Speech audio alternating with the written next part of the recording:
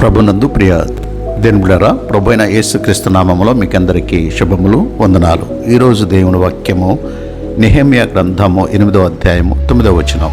జనులందరూ ధర్మశాస్త్ర గ్రంథపు మాటలు విని 7వ మొదలు పెట్టగా, అధికారి అయిన నెహెమ్యాయు, యాజకుడును శాస్త్రీయునగు ఎజ్రాయును, జనులకు బోధించు లేవీయులను, మీరు దుఃఖపడవద్దు, ఏడవవద్దు. ఈ దినము మీ దేవుడైన యెహోవాకు ప్రతిష్ఠిత దినమని జనులతో చెప్పిరి. ఇశ్రాయేలీయులు మోషే ద్వారా దేవుడు సెలవిచ్చిన ప్రకారం 7వ నెలలో 10వ దినమున మహావిశ్రాంతి దినమును పాటించేవారు. ప్రాయశ్చిత్తార్థ దినముగా వారు తమను తాము దుఃఖపరుచుకొని ఉపవాసం చేసి దేవుని సన్నిధిలో గడిపేవారు. అదే నెలలో అనగా ఆ 7వ నెలలో 15వ తేదీ నుండి 7 రోజులు పర్ణశాలల పండుగను యెరూషలేములో జరుపుకుంటూ ఉండేవారు.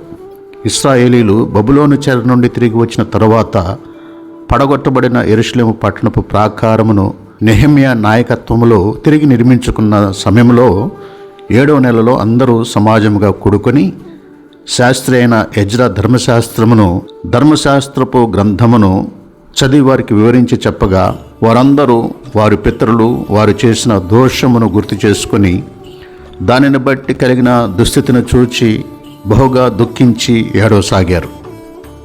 కానీ ఆ సమయంలో లేవీయులు మరియు శాస్త్రి అయిన ఎజ్రా వారితో, మీరు ఏడవద్దు, ఈ దినము మీ దేవుడైన యెహోవాకు ప్రతిష్ఠిత దినమని వారికి గుర్తు చేశారు.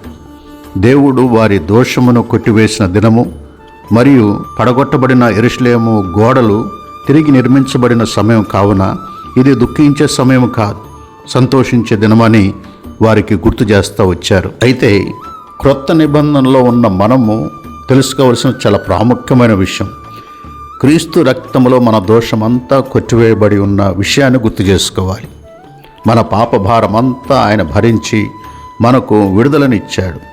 పడిపోయిన పతనమైన మన జీవితము తిరిగి నిర్మించబడినది క్రీస్తులో అన్న విషయము మనం జ్ఞాపకం చేసుకోవాలి.